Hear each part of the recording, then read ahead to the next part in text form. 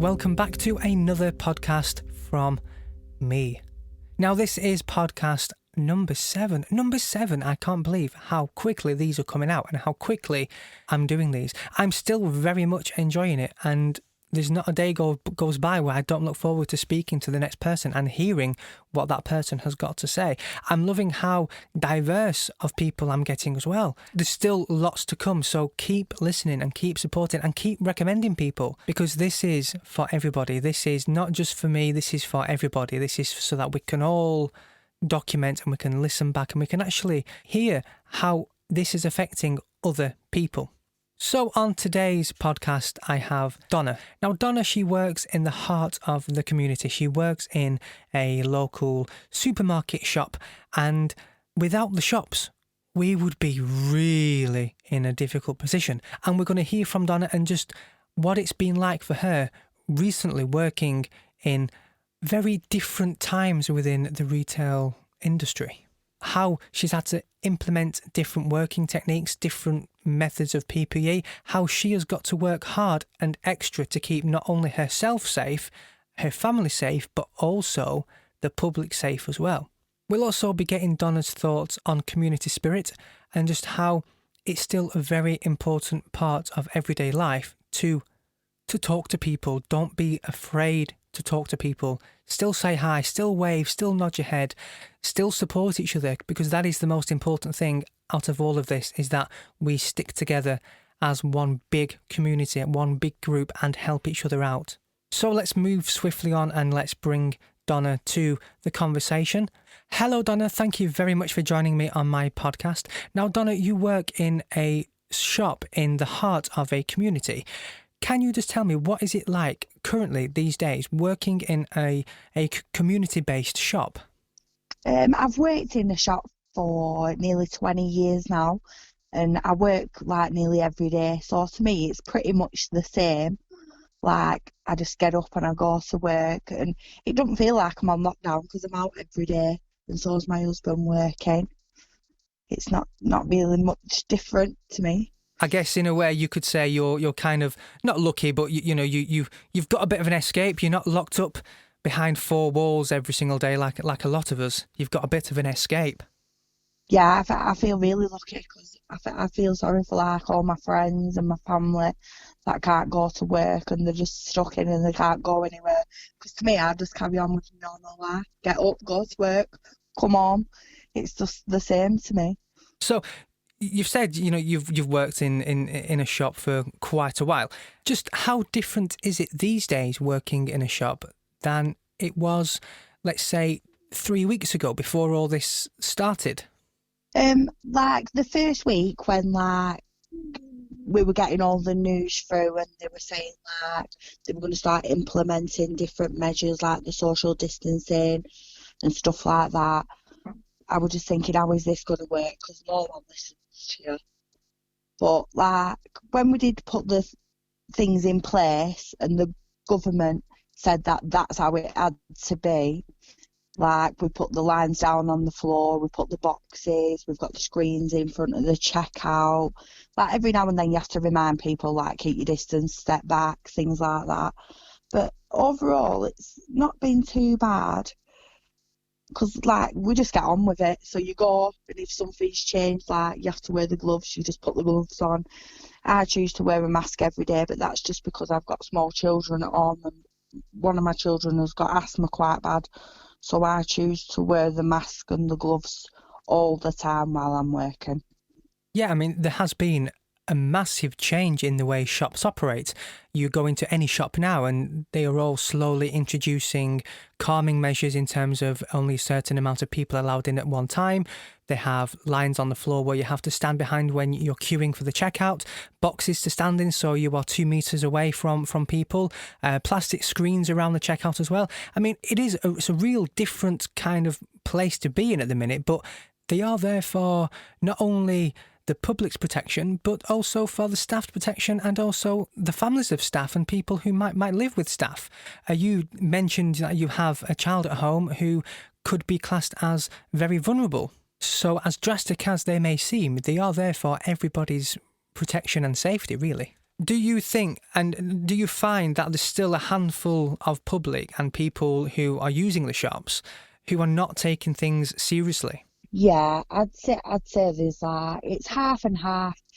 There's so many people that just naturally they know to step back, they know to wait, but there's quite a few people that are just in their own little world, and they're just like, I'm coming to the shop, I'm getting what I'm getting. I don't care if someone stood in my way. Like, if I'm stacking a shelf, they'll just stand right in front of me, they'll push past me, and I'm just like, sometimes I feel like they think because you work in the shop that it doesn't apply to you. Of course, Like, yeah. it applies to them, but not to you. Not So to you. they You're think like kind they of, don't have to stay away from me. Like, they'll just come right up to me to ask me a question and stuff, and I'm like, you need to step back. yes, Like, you yeah. constantly have to remind some people. That's it. It's But then the other same rule people for are everybody. they just do it. Yeah, so it can be quite hard work when you have quite a few people that don't want to listen, because you don't want to feel like you have to keep repeating yourself all day long, like telling people off. I mean, it has kind of become expected these days that you go into a shop and it is going to take longer because you might not be allowed in straight away, or you might have to slow down when you're walking around. You might have to stand behind lines and things, or stand in a box, or stand behind a plastic screen. I think it's in the news so much, and people are now just automatically expecting these extra precautions and extra measures. But still, I can imagine it is still quite hard work. It is quite hard work. Some people are just completely oblivious.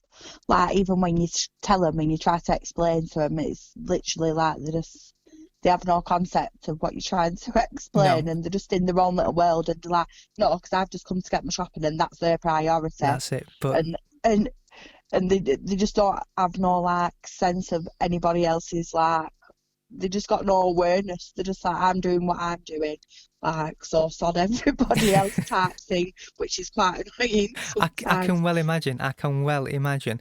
So, with all this added PPE as such, all this gloves and masks and things, do you find that difficult to be able to do your job? I mean, your job is quite hands-on, really. You're stacking shelves and you're serving people and you're moving things.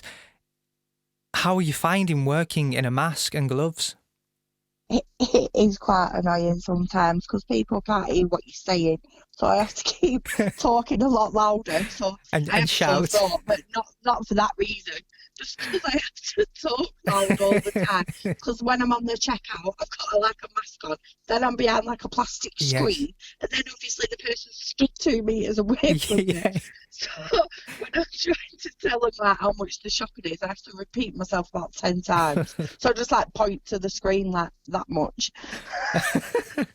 It is quite annoying. And the glove situation is something else, because you just have to constantly change your gloves all the time, because the slightest little thing you do, they just rip. Yes, yeah. Because obviously, if you're ripping boxes open, opening bags of money on the till, trying to open a carrier bag wearing rubber, the gloves is something else. That's a challenge in itself. It's not as if you can wear big, thick gloves either, because you do need to be able to sense and feel things, don't you? You can't have big, thick gloves in the way and getting in the way of counting money and things. Obviously, the checkouts are touch screens, so anything thicker than the cheapest rubber glove type plastic glove thing, you can't use the checkout, so that just defeats the object as well. So it is quite hard. So it's a bit of a nightmare then, really. Yeah, but I've got all my own supplies, because my husband, where he works, they use that type of stuff all the time. So they have the masks, they have the gloves. So every day he brings me my new supply. Contraband, you've got contraband of PPE. Yeah. Brilliant. You do need it though. I mean, you need something that you can rely on to do your job and do your job safely. There's so many different posts going around on social media of people making their own masks and using boxer shorts over the face. I mean, apart from looking a complete and utter prat, what does it do? I do see some funny sites on a daily basis. Come on. So while we're on this topic, what's the funniest site you've seen of people trying to keep themselves safe? Just the coat. like they'll get to the front door and they'll zip the coat up and just pull the coat up over the nose and mouth Oh and hold dear, it with one hand, and I'm like, that is really not going to work. dear. They're trying though. They're trying. Yeah, and then like when people are pressing the numbers on the chip and pin thing, they'll put their hand inside the jacket and try and do it like that. And I'm like, I say to him, I try to explain to him, like, you do realise we sanitise it Yeah. every time it's used, because that's another thing that we have to do. We have to clean every basket handle every time Right. someone touches it. Wow. We have to clean the weighing scale every time someone puts their hands down. Wow. We have to clean the screen that we're using constantly. If anyone uses the chip and pin that actually presses the buttons, we have to clean that. So that's like Yeah, adding so- adding to the workload as well, isn't it? It's kind of you've got more stuff to do on top of what you're already doing. Like you're trying to stock the shop, and you're people coming in buying stuff, and you're like having to do all this as well. So it's kind of, it must be really difficult. And I'm enjoying like all these podcasts I'm doing and speaking to different people. Just how much you don't realise people are doing extra. Yeah, like I don't think like some people realise how much extra we have to do. But then like obviously we still have to keep going Of and course. still go as quick as we can, because Yeah. obviously the shop's miles busier than it ever has been, because so many people, I think they just come in because it gives them something to do. Yeah, which they shouldn't be doing. It's No, if they they stick to definitely the rules, shouldn't. they should not be doing that. It's only go out if you have to go out. So along with the bad which goes on, there is always good. How have you found community spirit? How have you found people's reaction? And are people coming in? Are people still being jolly? Are they being nice and polite? Are they still talking? Or do you feel like people don't want to speak and approach you because they're scared of what might happen? No, like most of the people are regulars that I've known for years. Like them ones, they chat away, and they're still quite like positive and stuff. Like they'll comment about like the screens and like have a laugh and a joke, say I look like I'm in a fish tank, things like that. But like most of the people are upbeat and like coming to the shop and seeing other people. Sometimes I think that's a thing for them to do, Yes. and it's like a positive thing for some people, because if they live on their own, I might be the only person they talk to that day. Yeah. And So in a way, that like them sort of people, like they'll linger a little bit longer and they'll want to have a chat and stuff, and they'll make conversation and they'll ask how you are, ask how the other staff members are, like ask how your family are, just because they want a bit of a conversation. So I feel bad sometimes because I don't have time to like have a conversation with every person. That's it. And it must be so difficult to kind of go from what is normally a very community-based shop and everybody knows everybody and you can stop and you can talk and you've got time to do that, to at the minute you don't have time to do that, and really talking and stopping and talking to people is the bottom of the pile as such. It must be difficult for those people who are so used to going into the local shop and having a chat and getting to know the staff that work there. And at the minute, they can't do that. And as you say, you might be the only person that person speaks to all day long. Yeah, it do. I feel bad sometimes because you know which ones, obviously, they always come to the shop on their own, like before this happened. Yeah. Like, like the ones that are lonely and they like to linger in the shop and like chat to all the staff members and other customers because it gives them something to do. But obviously, like with this going on, that's not what's meant to be done. That's Of not course, the done yeah. thing. You're meant That's to get in, get out. That's it, in, out, and back home with your door So locked. I do feel a bit rude and stuff. Like I've made an effort to like take shopping to two of the people that I know that are on their own and they don't really have anybody. So I'll go and put the shopping on doorstep and I'll step into the road and they come to the door and have a little chat with me and Oh, stuff. bless. That's really nice, and that shows just how much you care for the people who you serve as such. You're going Yeah, I wish I could do it above for and more beyond. people, but we just don't have time. So finally, before we say our goodbyes, if you could get on top of your soapbox right now and address the nation, address the world, and if you could ask them to do something to make your life as a shop worker easier, what would it be? I'd say just one person per household, one trolley or basket. Come in, get your shopping, be polite, abide by the rules, and that's that. To me, that doesn't sound like a lot to ask, and I think that should be expected for people to do anyway. Yeah. Well, Donna, thank you very much for taking your time out and having a chat with me. I do appreciate it very much. You're welcome. And I will hopefully be seeing you very soon. So look after yourself, stay And safe, you. and your family as well.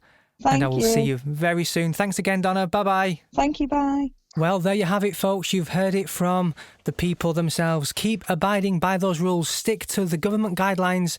And please help your shop workers out. Do not go in all guns blazing and rip things off the shelf and everything, because it's silly. But also have some respect. These people are people as well. They all have ongoing issues at home that nobody else knows about. So stick to the rules. Don't go up talking to people and annoying people.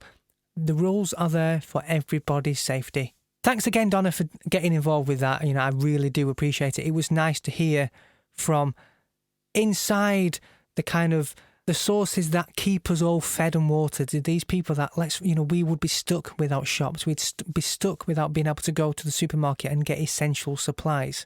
So it was really great to hear your input. Well, thank you all for listening to yet another one of my podcasts. I do appreciate all the listeners, because at the end of the day, I'm going to say it again, the only reason for me doing this is to document and keep things for the future, so that people can look back and we can remember just exactly what went on. So tomorrow I will be back with another podcast and yet another guest, and who knows, it might even feature a very special performance. So tune in tomorrow for my next podcast. Keep liking, keep commenting, keep sharing, all the usual stuff. Keep supporting what is going on and keep supporting each other. So until next time, keep being safe, keep being careful, and most importantly, you guessed it, keep washing those hands.